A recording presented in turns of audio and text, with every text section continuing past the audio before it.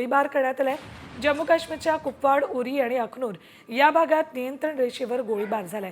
भारतीय सैन्याकडूनही जशास तसं प्रत्युत्तर देण्यात आलंय। सलग 9व्या दिवशी पाकिस्तानकडून गोळीबार सुरूच आहे। पाकिस्ताननं शस्त्रसंधीचं उल्लंघन करण्याची ही काही पहिलीच वेळ नाही। याआधीही अनेकदा पाकिस्तानकडून अशा पद्धतीनं शस्त्रसंधीचं उल्लंघन करण्यात आलेलं आहे। आत्ताही पहलगाम हल्ल्यानंतर गेली 9 दिवस सलग गोळीबार पाकिस्तानकडून केला जातोय, शस्त्रसंधीचं उल्लंघन केलं जातंय। मात्र याला भारताकडूनही चोख प्रत्युत्तर दिलं जातंय, तरीही पाकिस्तान आपल्या कुरापती कमी करत नाहीये।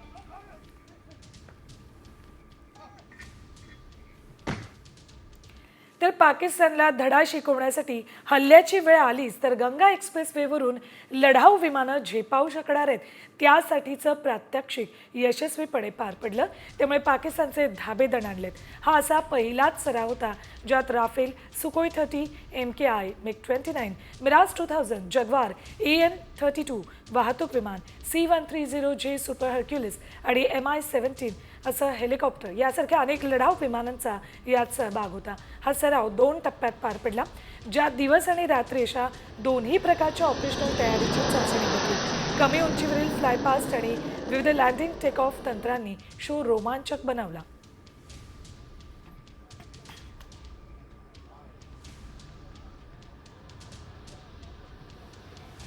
तर युद्धजन्य परिस्थिती निर्माण झालीच तर गंगा एक्सप्रेसवेचा वापर करता येणार आहे। तर पहलगाममधील दहशतवादी हल्ल्यानंतर भारत आणि पाकिस्तानमध्ये तणाव वाढत चाललाय। अनेक देशांनी याबाबत प्रतिक्रिया व्यक्त केली, आपली भूमिका जाहीर केली आहे। इकडे चीन, अझरबैजान आणि तुर्की या देशांनी उघडपणे पाकिस्तानला पाठिंबा दिलाय, तर इस्रायल, इटली आणि फ्रान्सनं भारतासोबत एकता दाखवली आहे।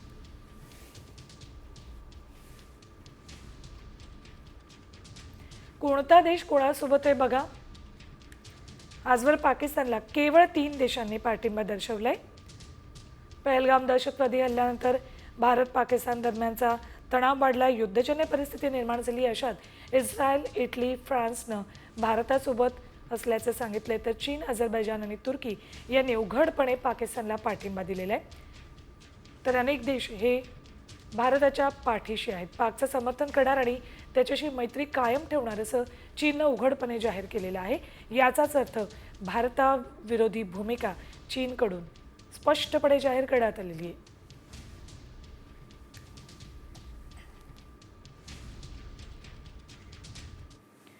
तर आर्थिक संकटाचा सामना करणाऱ्या पाकिस्तानमध्ये युद्धाच्या चर्चेनं सामान्य नागरिक केवळ घाबरले नाहीत तर संतापले। लष्कर प्रमुख मुनीर, पंतप्रधान शहबाज शरीफ यांच्या धमक्यांवर नाराजी व्यक्त केली जाते। आम्हाला युद्ध नको, भाकरी हवी असं पाकिस्तानी नागरिक म्हणत असल्याचा दावा अमेरिकेच्या एका रिपोर्टमध्ये करण्यात आलाय। सरकार आणि जनरल मिळून जनतेची फसवणूक करतायत। आम्ही या सरकारला कंटाळलो आहोत, आम्हाला युद्ध नको तर शांतता हवी असं पाकिस्तानचे नागरिक म्हणतात।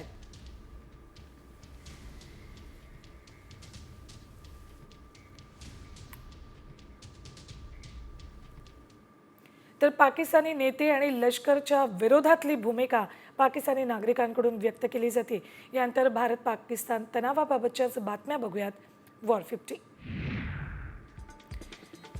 भारतानं पाकिस्तान विरोधात डिजिटल स्ट्राईक पुकारल्यानंतर आता केंद्र सरकारनं पाकिस्तानचे पंतप्रधान शहबाज शरीफ यांचं अधिकृत यूट्यूब चॅनल ब्लॉक केलंय। पाकिस्तानचे माजी पंतप्रधान इम्रान खान यांच्या इन्स्टा अकाउंटवरही भारतात बंदी घातली आहे। मोदी सरकारनं पाकिस्तानी क्रिकेटपटू बाबर आझम, मोहम्मद रिजवान यांचं इन्स्टा अकाउंट बॅन केलंय। पहलगाम दहशतवादी हल्ल्यानंतर दोन्ही देशांमधील वाढत्या तणावाच्या पार्श्वभूमीवर हे पाऊल उचललंय।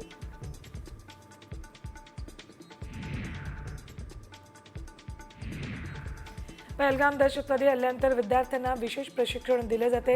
जम्मू आणि काश्मीरमधील शिक्षण विभागानं विशेष प्रशिक्षण उपक्रम सुरू केले। उरीमधील ट्रेनिंगची दृश्य आपण पाहतोय। विद्यार्थ्यांना सुरक्षा कवायती, तोफखान्याच्या गोळीबारापासून संरक्षण करण्याचं तंत्र आणि युद्धाच्या वेळी काय करावं याबद्दल जागरूक केलं जातं।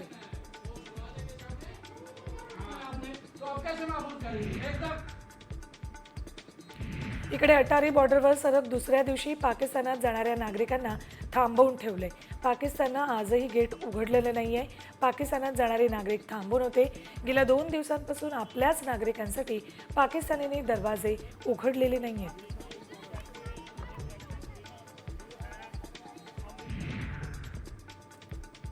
आपण मोदींच्या जागी असतो तर पुतीन यांची नीती वापरली असती असं वक्तव्य वंचितच्या प्रकाश आंबेडकरांनी केले. राजकीय इच्छाशक्ती लागते ती सरकारनं मिळवावी आणि पाकिस्तानला धडा शिकवावा असा सल्ला देखील त्यांनी दिलाय.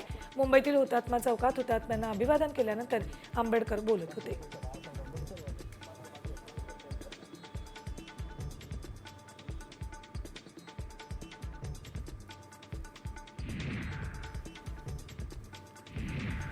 तर पहलगाम हल्ल्यातील मृतांचे डोंबिवलीत स्मृतिस्थळ उभारण्यात येणारे अतुल मोने, संजय लेले, हेमंत जोशी यांच्या आठवणीमध्ये डोंबिवली पश्चिम इथल्या बागशाळा मैदानामध्ये त्यांचं स्मृतिस्थळ उभारण्याची प्रक्रिया सुरू झाली आहे.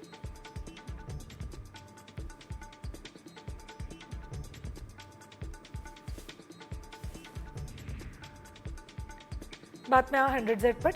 सोनिया गांधी आणि राहुल गांधींच्या अडचणी वाढणार आहेत. न्यायालयानं त्यांना नोटीस बजावली आहे. नॅशनल हेराल्ड प्रकरणी दिल्लीच्या राऊस ॲव्हेन्यू न्यायालयानं सोनिया गांधी आणि राहुल यांना नोटीस बजावली. त्यांच्यासह इतरांची नावं ईडीनं आरोपपत्रात नमूद केलीत. आता या प्रकरणाची पुढची सुनावणी 8 मे रोजी होणार आहे. गृहराज्यमंत्री योगेश कदम यांनी राज ठाकरे आणि उद्धव ठाकरेंच्या संभाव्य युतीबाबतच्या चर्चांवर वक्तव्य केले. युती करावी की नाही तो त्यांचा निर्णय आहे. मात्र मी राजसाहेबांचा फॅन आहे अशी व्यक्ती उद्धवजींसोबत जाऊ नये असं मला वाटतंय अशी प्रतिक्रिया योगेश कदमांनी दिली.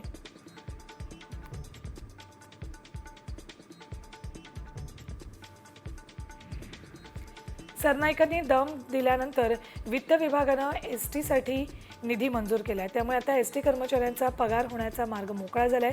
सरकारनं एसटीचं 416 कोटींचं सवलत मूल्य मंजूर केलंय. मार्च महिन्याच्या सवलत मूल्याचे पैसे एसटी महामंडळाकडे जमा करण्यात आलेत.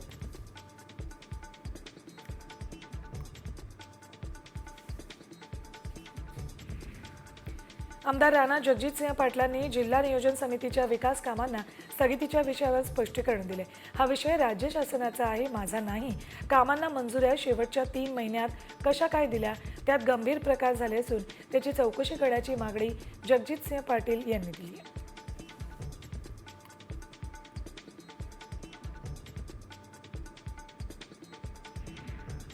इंदापूरमधील छत्रपती सहकारी कारखान्याच्या निवडणुकीसाठी उमेदवारी अर्ज माघारी घेण्याचा शेवटचा दिवस काल होता. यावेळी पोलिसांनी धक्काबुक्की केल्याचा आरोप कारखान्याचे माजी अध्यक्ष अविनाश घोलप यांच्या मुलानं केलाय. यावेळी पोलिसांच्या विरोधात कार्यकर्त्यांनी घोषणाबाजी केली.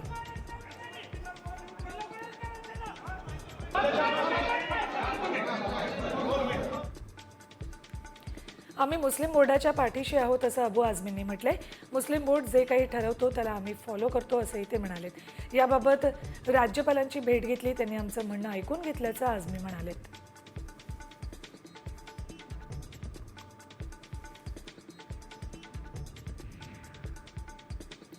मध्य रेल्वेच्या मुंबई विभागानं लांब पल्ल्याच्या रेल्वे गाड्यांच्या वेळापत्रकासाठी QR कोड सुरू केलाय. मध्य रेल्वे मुंबई विभागानं प्रवाशांना आवश्यक प्रवास तपशील जलद आणि सोयीस्करपणे उपलब्ध करून देण्यासाठी QR कोड आधारित माहिती प्रणाली कार्यान्वित केली आहे. छत्रपती शिवाजी महाराज टर्मिनस ते नागपूर या दरम्यान वंदे भारत एक्सप्रेस धावणार आहे. 837 किलोमीटरचा नागपूर मुंबई प्रवास वंदे भारत एक्सप्रेस फक्त 9 तासात पूर्ण करणार आहे. म्हणजेच प्रवासाचा वेळ 5 ते 6 तास वाचणार आहे. मेट्रो 3 प्रकल्पाचा BKC ते वरळीपर्यंतचा दुसरा टप्पा लवकरच वाहतुकीसाठी खुला होईल. या मार्गिकेवरील प्रवाशांच्या सोयीसाठी बेस्ट उपक्रमही सज्ज असेल. धारावी ते कप परेडपर्यंतच्या 17 मेट्रो स्थानकांना जोडणाऱ्या 28 मार्गांवर बेस्टच्या 79 बसेस चालवण्यात येतील.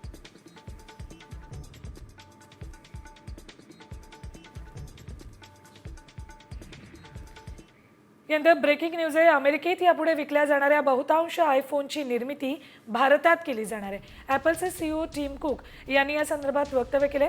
ॲपल आता चीनवरील आपलं अवलंबित्व कमी करतंय. व्यापार, युद्ध, उच्च दर आणि कोविडसारख्या अनिश्चिततेमुळे कंपनीला पर्यायी देशांकडे वळावं लागलंय. या धोरणाचा सर्वाधिक फायदा भारताला होताना दिसतोय. भारतात आयात कर देखील कमी आहे आणि मेक इन इंडियासारख्या सरकारी योजना कंपन्यांना आकर्षित करतायत.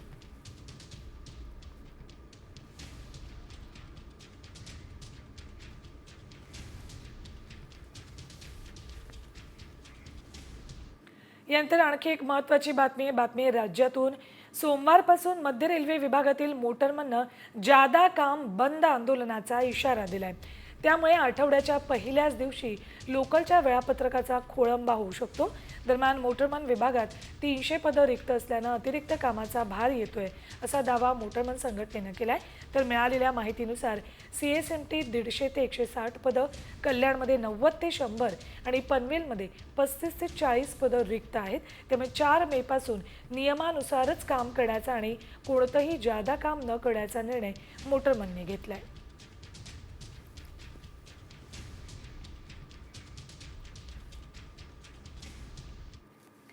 तर मोटरमनच्या या काम बंद आंदोलनाच्या निर्णयावर लवकरच मार्ग निघेल अशी अपेक्षा आहे. यानंतर पुन्हा बातम्या झटपट 100. मुंबई महानगर परिसरातील घर विक्रीत वाढ कायम असून त्या तुलनेत नव्या घरांची निर्मिती झालेली नाही. मात्र रिक्त असलेल्या घरांच्या विक्रीत वाढ झाली असली तरी मुंबई महानगरात अद्याप 3 लाखाहून अधिक घरं रिक्त आहेत. पुण्यातही 89,000 घरं रिक्त असल्याचा अहवाल लायसेस फोरास या संशोधन कंपनीनं जारी केला आहे. म्हाडा 13,000 पेक्षा जास्त घरांची विक्री करणार आहे. यासाठी ऑनलाईन अर्ज करण्याची प्रक्रिया सुरू झाली आहे. म्हाडाच्या कोकण गृहनिर्माण आणि क्षेत्र विकास मंडळानं बुक माय होम पोर्टलद्वारे मुंबई महानगर प्रदेशमधील 13,395 न विकल्या गेलेल्या घरांच्या विक्रीसाठी ऑनलाईन अर्ज प्रक्रिया सुरू केली आहे.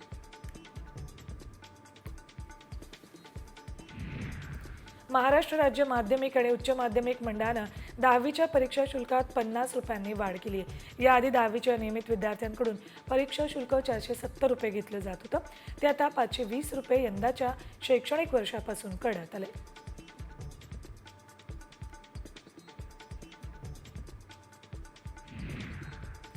IPLमध्ये सर्वांचं लक्ष वेधून घेणाऱ्या 14 वर्षाच्या वैभव सूर्यवंशीबाबत सुनील गावस्करांनी सूचक विधान केले.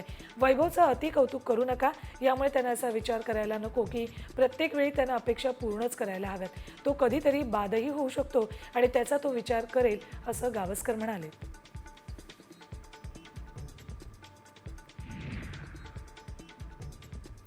साताऱ्याच्या महाबळेश्वर महापर्यटन उत्सवाला सुरुवात झाली आहे. या उत्सवाचं उद्घाटन उपमुख्यमंत्री एकनाथ शिंदे यांच्या हस्ते झालं. यावेळी शिंदेंनी वेगवेगळ्या स्थळांना भेट दिली. त्यांनी वेण्णा लेकला भेट देऊन पर्यटकांशी संवादही साधला.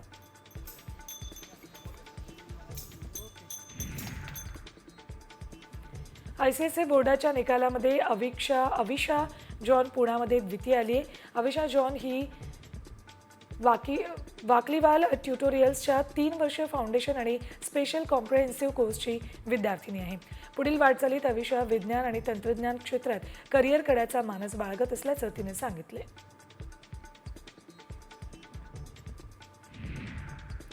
संच मान्यता GR विरोधात सिंधुदुर्गात शिक्षक आणि विद्यार्थी थेट रस्त्यावर उतरलेत. सिंधुदुर्ग जिल्ह्यातील तब्बल 91 शाळा या GRमुळे बंद पडणार असून तब्बल 843 शिक्षक जिल्ह्यातून अतिरिक्त होणार आहेत. या मोर्चेकऱ्यांचं निवेदन जिल्हाधिकाऱ्यांनी स्वीकारण्यास नकार दिल्यानं मोर्चेकरी आक्रमक झाले होते.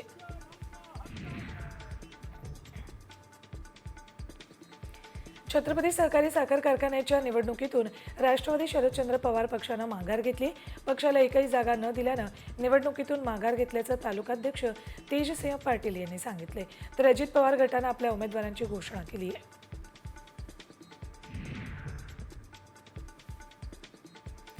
केंद्र सरकारनं जातीय जनगणनेच्या घेतलेल्या निर्णयाचं परभणीत जोरदार स्वागत करण्यात आलंय. यावेळी भाजपच्या कार्यकर्त्यांनी शिंगणापुरात फटाके वाजवत पेढे वाटत जल्लोष केलाय. जातीय जनगणना ही ऐतिहासिक पाऊल असल्याचं पदाधिकाऱ्यांनी म्हटलंय.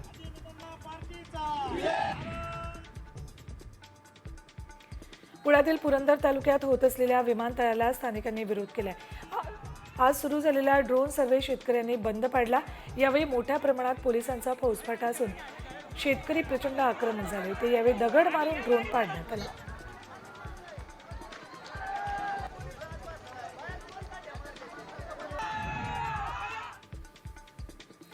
बंगळुरूच्या एक्सचेंजर कंपनीच्या कर्मचाऱ्याला भारत सोडण्याची नोटीस देण्यात आली आहे. या नोटीशीला अहमद तारिक भट यांनी सर्वोच्च न्यायालयात आव्हान दिल्यानंतर नोटीशीला स्थगिती देण्यात आली. भट यांच्याकडे भारतीय पासपोर्ट आणि आधार कार्ड आहे. त्यांची पडताळणी करण्याचे निर्देश सुप्रीम कोर्टानं दिले.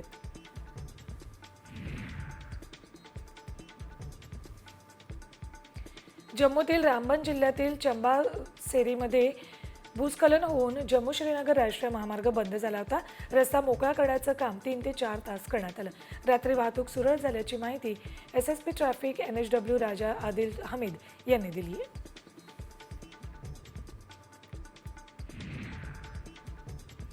जम्मू काश्मीरच्या श्रीनगरमधील प्रसिद्ध दाल सरोवरामध्ये मोठी दुर्घटना घडली. जोरदार वाऱ्याच्या तडाख्यामुळे पर्यटकांनी भरलेली बोट उलटली. बोटीतील पर्यटक पाण्यात पडले. या दुर्घटनेनंतर स्थानिक आणि पोलिसांच्या मदतीनं बचावकार्य आणि मदत कार्य सुरू करण्यात आलं.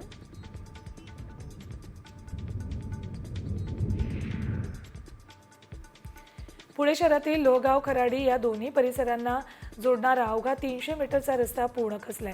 या रस्त्याचं काम जोवर होत नाही तोवर बेमुदत उपोषणाचा पवित्रा शरदचंद्र पवार पक्षाचे आमदार बापू पठारे यांनी घेतलाय. बापू पठारे त्यांचे काही कार्यकर्ते आणि स्थानिकांसोबत या 300 मीटर रस्त्याजवळ आंदोलनाला बसलेत.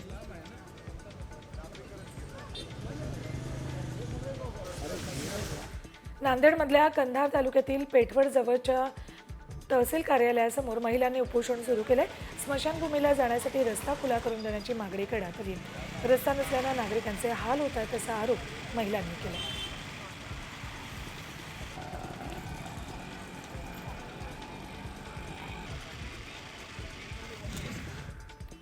पुणे महापालिकेत नव्यानं समाविष्ट झालेल्या 23 गावांमधील कर्मचाऱ्यांनी विविध मागण्यांसाठी महानगरपालिकेच्या गेटवर आंदोलन केलं. जवळपास 400हून अधिक कर्मचारी या आंदोलनात सहभागी झाले होते. या आंदोलनाला शासन नियुक्त नगरसेवकांनी देखील पाठिंबा दिला.